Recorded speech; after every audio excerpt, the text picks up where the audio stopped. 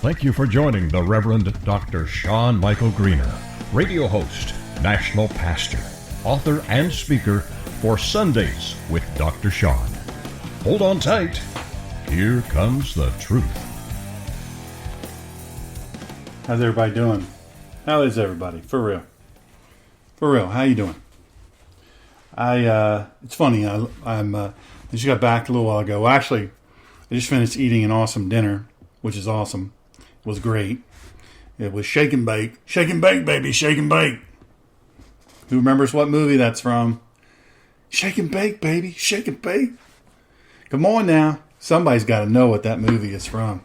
Somebody has got to know what shake and bake, baby. Shake and bake. What that movie's from. Who knows? Put it in there. That's 108. Man, I don't care if that's desert heat or not. That is hot as all get out, y'all. 108 in Tucson, Arizona. No, thank you. No, thank you. Hey, Carly Uzell, Mike Dieterman, Pam Corner, Lynn Powell, thank you so much for joining us. Tell all your friends, send them text, whatever, however you do it. I'm going to tell a story, and you know what? This is going to be quick. It'll probably be the quickest, just about the quickest thing I've ever done on here. That's right, Carly Uzell. No, Ricky Bobby, the legend of Ricky Bobby, Talladega Nights, baby. Talladega Nights. Great talking to you too today, Lynn, while I was riding on my recumbent trike, trying to get strong, trying to get powerful, trying to keep the wolves at bay, the wolves that are diseases that seek to destroy me, but they don't know who I am, they don't know whose I am. So good luck with that. Anyway, I'm going to wait just a minute while a couple more people pop on here, and then I'm going to get started. So I want to just tell a couple of things real quick before I get started. I posted a thing earlier today. Thank you, brother. I posted a thing earlier today where I spoke of the North Carolina governor, Cooper, has said that we're going to stay closed. We're not going to go into phase 3 now for another 3 weeks because of all the COVID, the new cases. First of all, you all know I don't believe it. I'm not saying that there's not a COVID-19 Chinese Communist virus, coronavirus number 19. I'm not saying that. I believe there is. I believe that warfare has struck upon us. And I believe the president and his people, especially in the intel community, are preparing and doing what they can on our behalf. But they're smart and they don't leak. And so they are doing what they can in secret. That's what grown folks do. Anyhow, I'm not saying it's not there. I'm not saying it doesn't exist. I'm not saying it's not dangerous. What I'm saying is the Democrat states seek to shut us down, hopefully until the day after the election, if Joe Biden wins. But if Trump wins, oh man, let's just keep it all broken down. And then there'll be riots and whatever. But I pray to God that Trump wins because President Trump is the 45th president of the United States, and I'm praying that another 4-year term, he is going. Nobody can't say that he was sitting around doing nothing these first 4 years, but let me tell you, the next 4, whoo, I would not want to be. I would not want to be on the wrong side of this. No, I would not. Anyhow, look, it looks like this is about what's going to join on. So at the end of this, what I'd like you to do, commit to doing this if you wouldn't mind, on your social media, on your Facebook or wherever. Send this link out, send it out, share it to the people.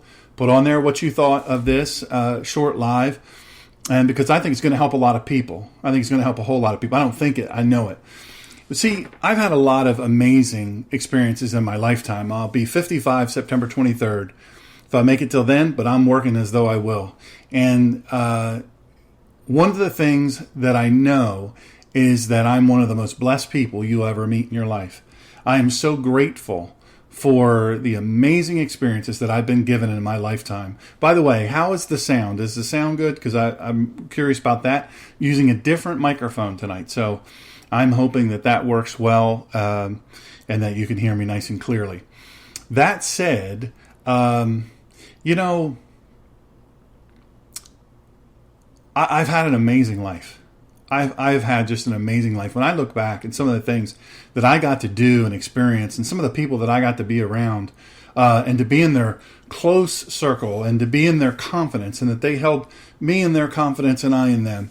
It's just amazing. I won't go through the list of people because, tell you the truth, the list is long. And I have been a blessed man, and I will continue to be a blessed man. Thank you very much. My sound engineers just popped in and said, sound is good on their end. Thank you very much. So, I've had a good life, and I tell you, one of the greatest blessings I've ever had is I've gotten to hear some of the greatest minds, some of the greatest leaders and speakers of all time, people that they are timeless in their power and impact.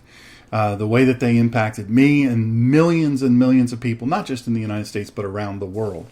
And one of them that I got to meet, and one of them that I got to experience firsthand from just a few feet away, was Mr. Jim Rohn. Now, he's gone to his reward for his faith and acceptance of Christ as King, as the risen King, the Savior of all sins, the Redeemer of the almost unredeemable. And so he is in the presence of an holy God, the holy God, and what a reward he should get, because he is just an amazing power and influence. And through recordings, we can listen to him again. We can remind ourselves again of the things that he said. He powerfully influenced many other great people. One of them is Mr. Tony Robbins, who I've also been able to meet and spend time with. And you want to talk about a powerful impact on the world. Just unbelievable what this man has done and what he continues to do. You know, it's funny. He's 6'8". 6'8". His hand makes two of my hand. Now I'm 6'4", and just under 6'4", and his hand, we did it, is this big. I put my hand up to his hand, and that's how much bigger his hand is than mine. He is large in stature, but in heart, indescribably huge. And so I want to say that because I've gotten to have these experiences, man, oh man, am I a blessed and lucky man. And through those experiences and through getting to meet Mr. Jim Rohn, I sat just a few feet away when I heard this story the first time. And I said to myself, I'd heard of him, but I hadn't heard him live. And it's very expensive. It was quite an investment. I didn't have that much money at the time. I wanted to be great at what I did. I didn't want to be good at what I did. I wanted to be great at what I did. So I said, you know what, this is an investment worth doing. And I remember sitting in the audience and I'm saying, to date myself a little bit, cassette tapes were for sale of what he was speaking about. And you know what? I said right in that moment, I said, this is something I'm going to buy, if not for this story alone. And you know what? The tapes were expensive back then. They were really expensive back then. This type of thing was just an expensive thing. It was expensive to reproduce. We didn't have so it's just a lot of money. And you got a big old, portfolio thing with the little cutouts of the cassettes and the little hand stuck on labels and all this. Picture of Jim Rohn on the front. And it was worth it at twice the price, really and truly. So I'm going to say to you, I sat there and I heard this story, and I said to myself, for this story alone, I don't know, when he told this very early on in the seminar, it was a multi-day seminar, and it was on leader, being a leader, but the power of influence, the power of the art of communication, being able to communicate with people in a way that influenced them in a positive way. And so he told this story, and I had already spent most of the money that I had on getting there, but I knew, I said to myself, you're going to want to listen to this hundreds of times. And you know what I did? I listened to it hundreds of times until I had to take a pencil. You all remember that are old enough. Take a pencil and rewind that tape because it had just gotten so stretched out. And I just would have to periodically rewind that sucker with a pencil and then pray to God it did it again. And now, of course, we have things where we don't have to rewind. The kids are spoiled today, aren't they? Anyway, this is the story of the wildebeest and the lions. The story of the wildebeest and the lions. And this was told to me by Jim Rohn, told to millions, but I was just one of them, blessed enough to hear it from about 4 or 5 feet away. Sometimes preparation requires a long time, and sometimes it takes about an hour. Now, these are my notes from this. I don't have a transcript of it. So just so you know, these are my notes. This is what stood out to me. So I don't want you to, if I missed a word here or there, please forgive me. And if any of the Rohn family are listening, if I missed something or got something backwards, please forgive me. These are my notes that I took that I still have today. Sometimes preparation requires a long time, and sometimes it takes just about an hour. Sometimes all you have is a short period of time, but we behave as though we have a long time. The difference between human babies and the little baby wildebeest, well, that stands out to me. The little baby wildebeest has only 1 hour after birth to stand and be ready to run with the herds. The wildebeest tries to stand, and the wildebeest falls down, and the mama wildebeest prods and pokes the baby wildebeest to stand, and the wildebeest tries again and again to stand until he can not only stand, but he can run. Why? Why is it so dang important for the wildebeest to stand and run with the pack, with the herd, in about an hour? Why is it so important?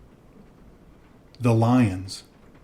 The lions are why it's so important. The lions are out there, and they are coming for the weak. Nothing stops the lions on the prowl for the weak. Well, I have to ask you, what is wrong with the human babies? Sometimes preparation seems so tedious. Sometimes it takes time to learn the complex lessons we must learn, or we die. We grow weary and whiny too easily, and yet we are in this life and death battle because we simply don't accept that the lions of humanity are out there prowling and seeking whom they may devour. All the while, we are coddling our young and really coddling ourselves with politically correct words and phrases and even concepts and constructs that we know are a lie. We know they are wrong, but we repeat them because we don't want the liars who originated the lies in the first place to call us names. Well, here's 4 ifs that make life worthwhile. You may wonder why I put this here. I put this here because I question, and this is a question all of you should ask yourselves and ask your friends and those that you love the most. Ask them, what makes life worthwhile? What makes life worthwhile? Some people would answer things, money, wealth, financial security. You know, we know the story of the people that won the lottery. They hit the number on the lottery, and 5 years later, 90%, almost 90%, just right around 90%, are broke and bankrupt. Just 5 years. And then you know what? They're unhappy. They're depressed because all their friends that came a-running when the money was flowing have all gone away. Some people say it's money. I say it's not money. I'd like to give it a try. I'd like to see. I'd like to do a little experiment with about 100 pounds of 20s and see if that put a smile on my face for more than 5 years. I think that it would. Now, some would say I give it all the way, and that would put a smile on my face forever. Well, here's the thing. Some people would say it's health. Health makes you happy. Health makes life worthwhile. And you know what? I've seen people transform. There's people listening. I won't say your name, but there's people listening that transformed their bodies and their health through exercise and healthful eating, better practices, better habits, better ways of living. And you know what? They changed their lives forever. They can do things they never thought were possible, and they have energy and joy and spring in their step that they never thought they would have. They didn't know it exists. So I would say to you, that does make life worthwhile. But you know what? I'm a living example of someone who in a moment, that health and that wellness went away. Here's the thing. We can be happy and life can be worthwhile, perhaps even more so when our health is taken away. You know, I don't know what it is for you that tells you one way or another whether life is worthwhile. But here's 4 ifs that Jim Rohn gave that make life worthwhile, and I believe them. Life is worthwhile if you learn. You know, you have to know. You have to get the information. Nothing worse than being stupid except for being sick, broke, and stupid. There's nothing worse. What you don't know will hurt you. Don't let anybody tell you that ignorance is bliss. Ignorance is not bliss. Learn from your own personal experiences, then do it right. There's nothing worse than doing it wrong over and over and over again. As you say, I've tried everything. When people sit in the chair across from me in counseling and they say to me, Dr. Shawn, I've tried everything. I say, what's your problem? They say what the problem is, what they think it is. And I said, what have you done? What have you done to make yourself well? What have you done to fix the problem? Jesus said, Yeshua HaMashiach said at the pool of Bethesda to the man who had been there 38 years. Now the story is that an angel would come at a certain time of day and take his or her finger, and swirl the water. And the first person who was sick or handicapped or in need of healing, the first person to get in that water after the angel had stirred the water would be healed. Well, Jesus asked him as he came up to him, he said, "Do you want to be well?" The man had been sick for 38 years, and so he commenced to tell him his old and existing in today's story. He commenced to tell him, "Well, I have no one to put me in the water." After the angel has stirred it, I have no one to put me in the water and to be healed. That wasn't the question. He asked him, "Do you want to be well?" You know, if you want to be well and you want to know a better way and to do a better way, you know what you have to do. You have to learn. Life is worthwhile if you learn. Learn from your personal experiences that you do wrong. Sometimes, you can go talk to someone who has messed their life up. Right? Buy them lunch, buy them breakfast, buy them whatever, and say, "I'd like to talk to you for 1 hour about your life." Now, they'll probably be happy to tell you. Because if their life has been one failure after another, let me tell you something. They'll talk your ear off about the problems, the unfairness of life. They'll take lots and lots of time to tell you how they've been screwed over in life. And then you take good notes. You listen very closely. You learn. And then you do the opposite. We must do that from our own personal experiences. We must step away from that old story and bring ourselves into our new story. Right? Especially if we're believers. God says He's redeemed us. He saved us from our sins. He's forgiven us and forgotten them. Why do we keep living with that burden upon our back? Yeah, I said a second ago, what you don't know will hurt you. Ignorance is not bliss. Learn from your own experiences, then do it right. Learn from other people's experiences and then do it right. Hey, listen, if another person wrote a book about how they totally screwed their life up, guess what you should do? Go get that book and make notes. Make a note. Go buy the book and read the book and make a note. What they did wrong. There's a whole list of things that they did wrong. Don't do those things. Learn. Learn from positive and learn from the negative. Read the books. Get the book and then read the book. Don't let a book be sitting on your shelf or on your nightstand half unread. Finish the book or get rid of the book. One of the two. It's the same way with Scripture, folks. Read the book. Read it from cover to cover. I wrote this book, The Bible Summary, for real people. 34th and possibly my last time reading the Bible. I'm going to tell you something. I learned more this time than I did last time. Maybe in the last 10 times. You've got to read the book. You've got to learn from reading.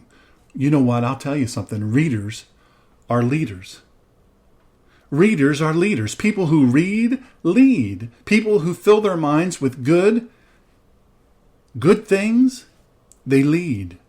Maybe they're not. Maybe they don't run a big business, and maybe God hasn't called you to lead some big business. But you know what God has called you to do? He's called you to lead your life, and He's called you to be an example for those that are around you. You've got to read. You've got to learn. Life is worthwhile. Here's number 2. There's 4 of them. If you're counting, life is worthwhile if you try. Life is worthwhile if you try. How many times did you face a huge challenge that you shrunk from? And you walked away, you turned and you walked away from it because of your fear of trying and failing. How many times did you not do a thing? Maybe that one thing that you really needed to do because you were afraid to try. You must try. My friends, you must try. You must try because when you try and fail and then do it again and again and again, you learn more with each failure, and pretty soon you can do it. You finish trying and then you do.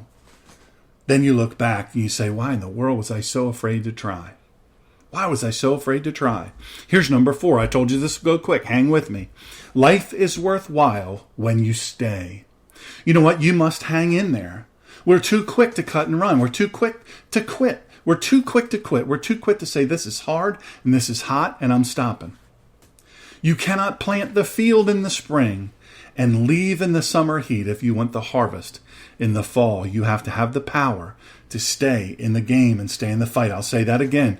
You have to plant the field in the spring, and you have to stay and tend to the field in the searing heat of summer if you want to have a harvest in the fall. You've got to stay in the fight. You've got to have the power to stay and to do. You know what God tells us? To work until he comes. That is what we must do. Do not quit. When the struggles of today get tough, stay in the fight. See it through. Go the distance. You know what? I hear people say they're a house builder, but all I've ever seen them build is a foundation. If a house builder builds the foundation and they walk away from every foundation, they're not a builder, but a quitter. A bunch of concrete with no purpose left behind. A bunch of wasted space and nothing of any value left behind. Life is worthwhile if you try. Do not be a quitter. What have we done so far? Life is worthwhile if you learn. You have to know. You have to get the information. However you have to get it, you've got to get it. And then you've got to apply it. Life is worthwhile if you try. Listen, nothing comes to those who sit and wait for it to be handed to them. It will not happen. Part of what's wrong with our society right now, part of why you see everything being torn down and statues being pulled down and all this hatred and murder and rape and violence and destroying of property is because too many people have been given with no cost to themselves, too much. Too much. Life is worthwhile when you stay. You've got to stay in the fight. You've got to stay in the battle. You can't quit. You can't shrink. You can't. When the struggles of today get tough, you have got to see yourself through the heat of the summer. You've got to stay in the game. You've got to stay in the fight. You've got to stay until it's over. See it through. Go the distance. Life. This is number 4. There's only 4. Life is worthwhile if you care. Life is worthwhile if you care. If you care at all, you can get results. If you care a lot, enough, you'll reap incredible results. Let's go back. If you care at all, if you care a little bit. You know, I've heard people say, I couldn't care less. Those are the people you walk away from. Don't waste your time on those people. I couldn't care less. I couldn't care less. I like to be around people that care. But you know what? I went through a real struggle in my life I'll tell you about. And I'll be very vulnerable in telling you this, but it's absolutely true. At a certain point of my life, I won't say when it was, I detached from humanity. I said to myself, look, I'm done. I'm done caring about people. I don't want to mess with people. I'm not going to have a dog. I'm not going to have a family. I'm not going to have anything. I'm just going to be me and do my job, do what needs to be done, do what my mission is, get in and get out. I'm not going to care about people. I'm not going to attach. I am absolutely not going to let myself care. I'm not going to let myself love. I'm not going to let myself care. Certainly people I don't know. Certainly people I don't have to care about. I'm not going to do it. You know what I found out? I found out number 4 is true. Life is worthwhile if you care. What I realized about me is I'm a caring person. I'm a generous and giving person. That's how I was made. Now I can take a life real quick and real easy. I've got a lot of experience and I've got a lot of training, a lot of ways to do it. And if called to do it, I'll do it without hesitation. But I was built to care for people. I was built to reach out and love on people. I was built to care for other people. Care for my neighbors. Care for the people down the street that I don't even know. But first, before you can care about anybody else, you've got to care about yourself. You've got to care. You've got to give a rip. You've got to say, hey, you know what? I'm worth saving. I'm worth improving. You know why some people don't lose weight? They don't think they're worth it. You know why some people don't read the books? Because they don't think they're worth it. You know why some people don't get enough sleep? They stay up all night worried because they don't think they're worth it. Some people work themselves to death because they don't think they're worth it. See, here's the real struggle in this. This is the real struggle, people. You've got to first care about yourself. You've got to care. You've got to give a rip about you. If I don't care about myself, I could care less. Well, you're a lost soul. And God didn't redeem us for us to not give a rip about ourselves. First, that has to happen. And then guess what has to happen? Guess what has to happen? You've got to care about others. And first, those others must include your family. Your immediate family, those that you share life with, those that are immediately around you. You've got to care about them, and they need to know that you care. You've got to make it plainly evident that you care, not through your words so much as your doing, as your actions, as your behavior. But words are important too. I'm a person who, I love words of affirmation. I love those things. I'm not great at having people do things for me, but I like when people encourage me, and so many of you do. It's so beautiful, such a sweet thing. So many of you do. I get such encouraging notes. Let me just give you this. I know she'll listen at some point. She's not listening right now, I don't think. But Linda Anzulis, you are beyond an angel to me.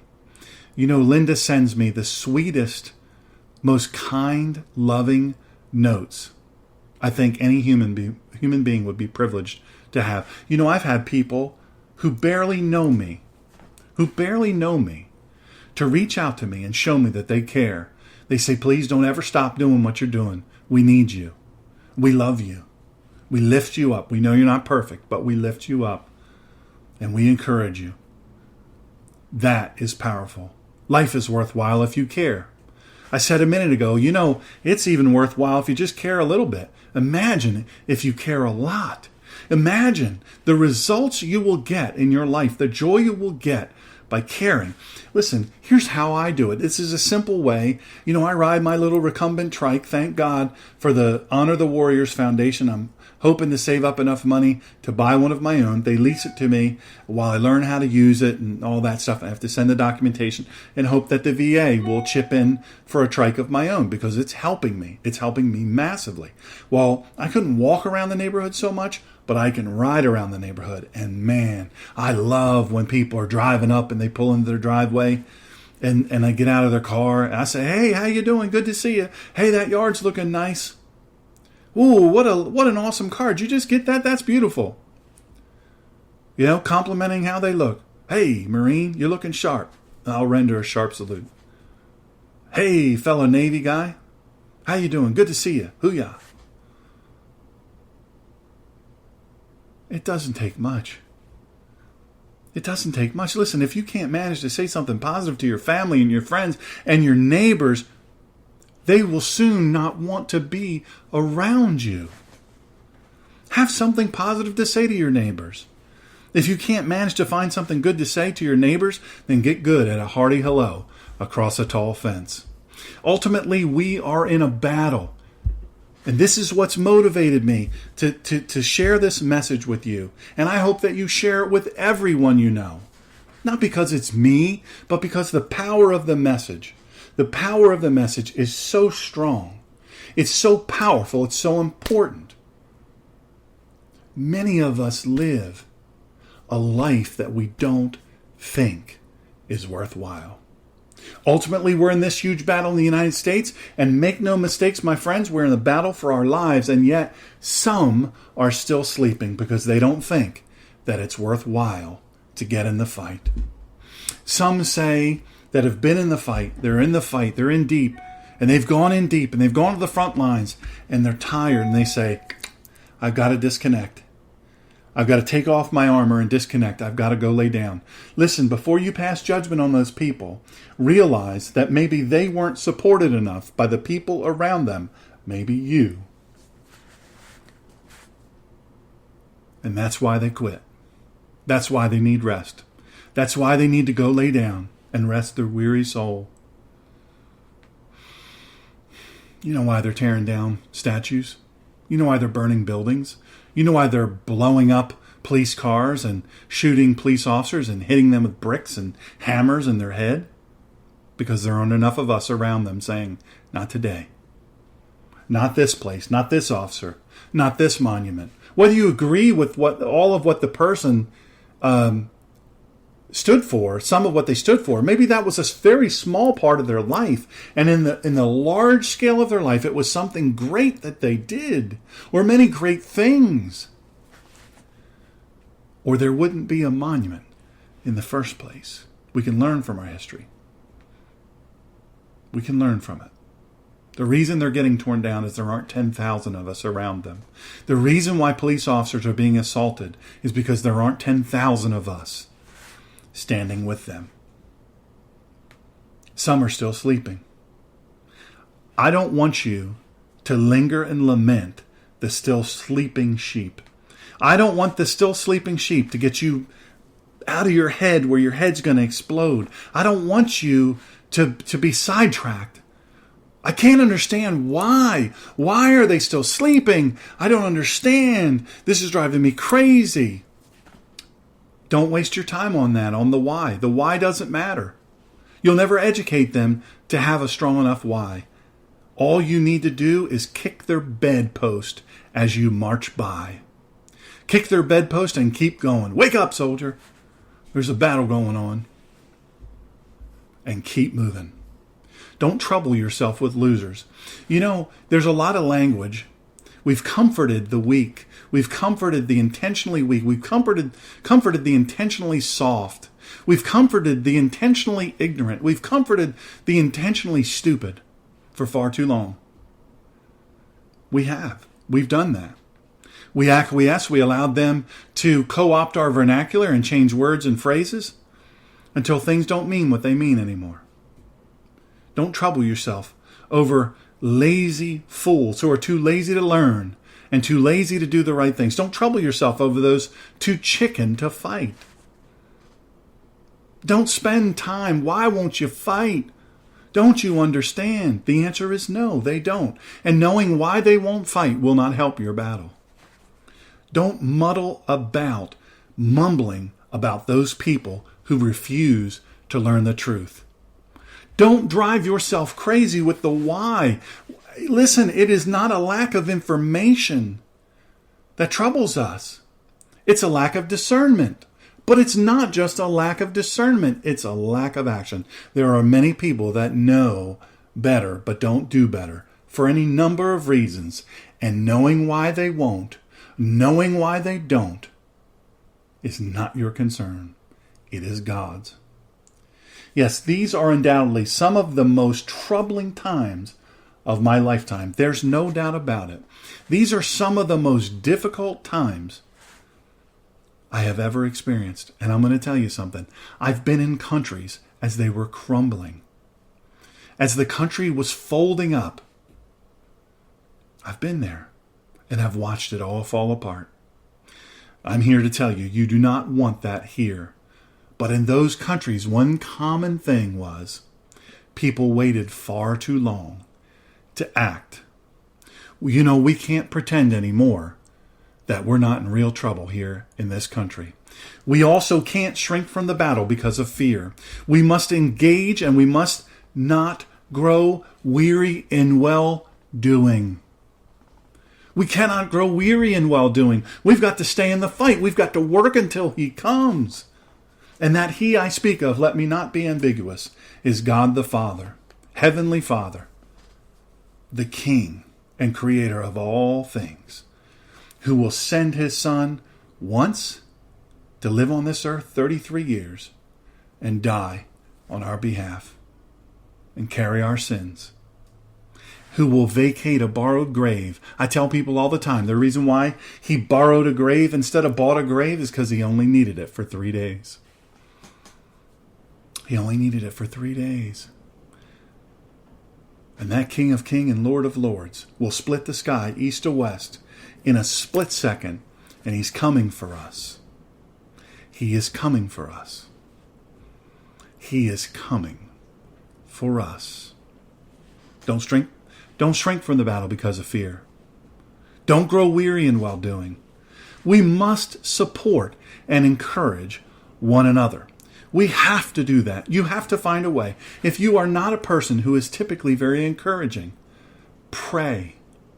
Pray on that. Say, God, give me gratitude. You cannot be encouraging to someone else if you're not grateful for what you have. I'll say that again. You cannot be encouraging to another person if you are not grateful for what God has given you.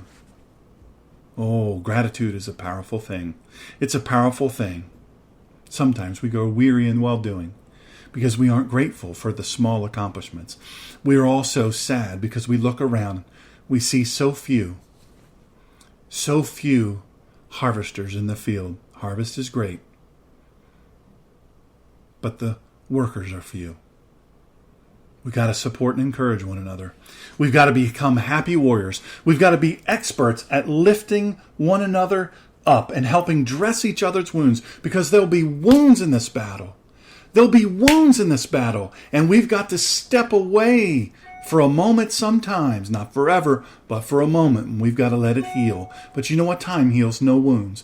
People that say that are absolutely wrong. They've never been shot, I can tell you. Time does not heal all wounds. You've got to do something with that time. You've got to heal. You've got to work on yourself. You've got to help your body be better. You've got to do all the right things that you need to do, and then you got to get back in the battle. We must not grow weary in well-doing. We must support and encourage one another. We must become experts at lifting one another up. And you know what? We've got to become experts at helping dress each other's wounds, and then